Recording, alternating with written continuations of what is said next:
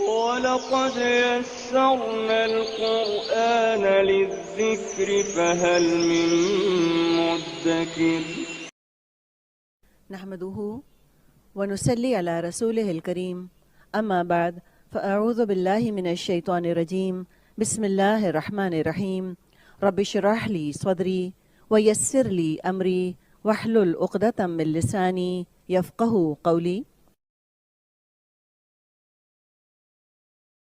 24 ذالک وہ بی بوجہ ان بے شک ہم وہ بی انہم بوجہ بے شک وہ قالو انہوں نے کہا لن ہرگز نہیں تمس چھوئے گی میم سین سین مدہ ہے نہ ہمیں النارو آگ تمسن النارو الا مگر ایامن چند دن یا واو میم مادہ ہے ایام معدودات گنے جانے والے وہ اور غر دھوکے میں ڈالا غین را مادہ ہے ہم ان کو غرہم فی بارے میں دینی دین کے ہم ان کے ما جو فی دینہم ما دین کے بارے میں ان کے جو کانو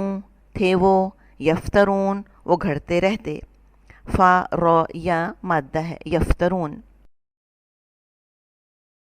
نحمده ونصلي على رسوله الكريم اما بعد فاعوذ بالله من الشيطان الرجيم بسم الله الرحمن الرحيم رب اشرح لي صدري ويسر لي امري واحلل عقدة من لساني يفقهوا قولي رب يسر ولا تعسر وتمم بالخير اللهم إني أسألك علما نافعا ورزقا طيبا وعملا متقبلا يا مقلب القلوب ثبت قلبي على دينك آمين اللهم آمين السلام علیکم ورحمۃ اللہ وبرکاتہ۔ اللہ سبحانہ و تعالیٰ کی توفیق اور اللہ تعالیٰ کی رحمت کے ساتھ ہم اپنے لیسن سورت آل عمران کی آیت نمبر 24 کا آغاز کریں گے، اس نیت کے ساتھ کہ اللہ سبحانہ و تعالیٰ اسے ہمارے لیے پڑھنا، اس پر عمل کرنا اور عمل کے ساتھ اسے دوسروں تک پہنچانا آسان کر دیں۔ اللہ سبحانہ و تعالیٰ ہماری کوششیں، ہماری محنتیں ہم سے قبول فرمائے اور اس کام کو ہمارے لیے، ہماری آخرت کے لیے اور ہمارے والدین کے لیے بہترین صدقہ جاریہ بنا دیں، آمین۔ اپنے لیسن کا آغاز کرتے ہیں سورت آل عمران کی آیت نمبر 24 سے، ترجمہ دیکھ لیتے ہیں۔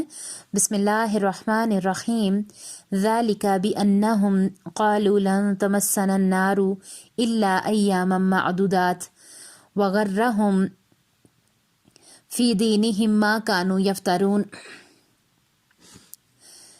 اس کی وجہ ان کا یہ کہنا ہے کہ ہمیں تو گنے چنے چند دن ہی آگ جلائے گی۔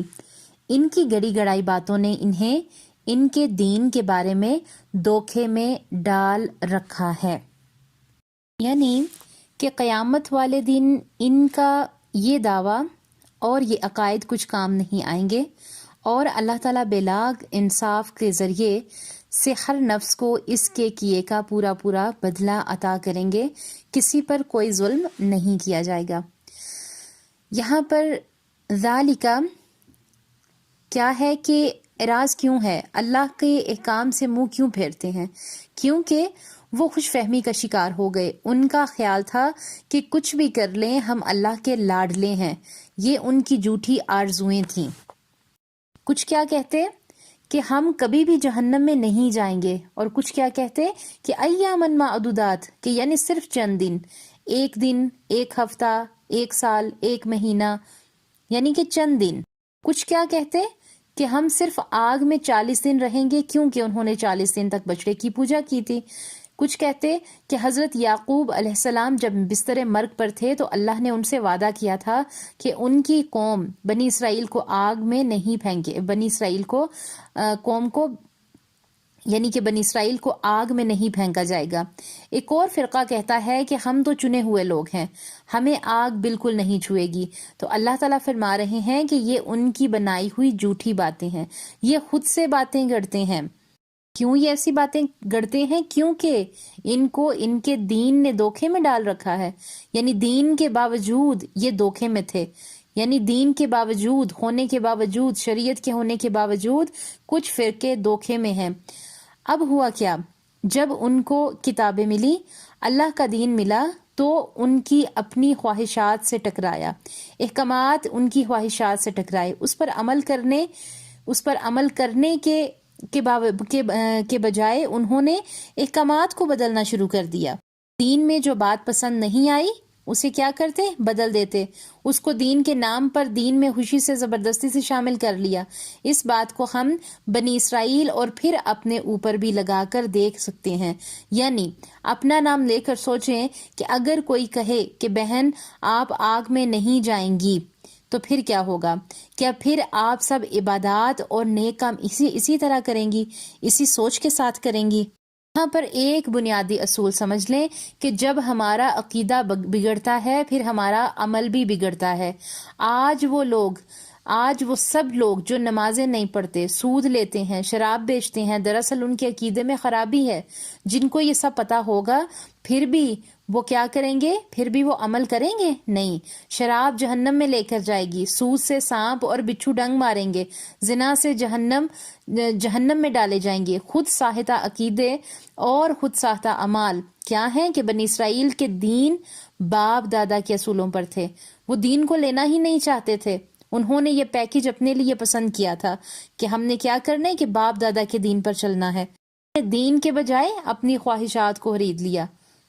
آج ہمارے لیے بہت غور و فکر کا جو ہے وہ نقطہ ہے، یہ سمجھنے والی بات ہے کہ آج جب بنی اسرائیل کی جیسی ہم باتیں کر رہے ہیں، آج کا مسلمان کہتا ہے کہ ہم نے کلمہ پڑھا ہوا ہے، ہم بس چند دن میں جہنم میں رہیں گے کیونکہ ہم امتی ہیں کس کے؟ ہمارے نبی صلی اللہ علیہ وسلم کے، تو وہ ہماری سفارش کریں گے تو ہماری بخشش ہو جائے گی.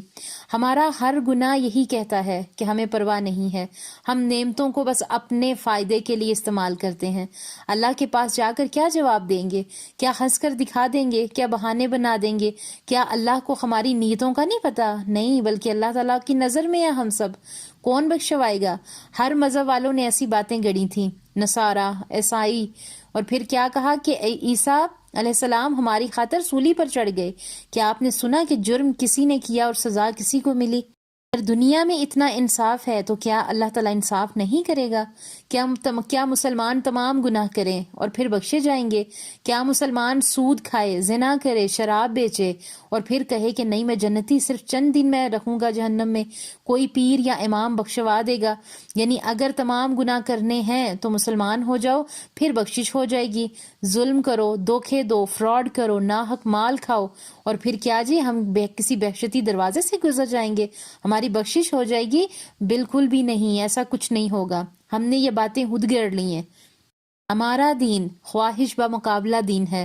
جو دین کو مان گیا وہ اصل عقیدہ، جو خواہش کو مانے گا اس کا دین میں دل نہیں لگے گا.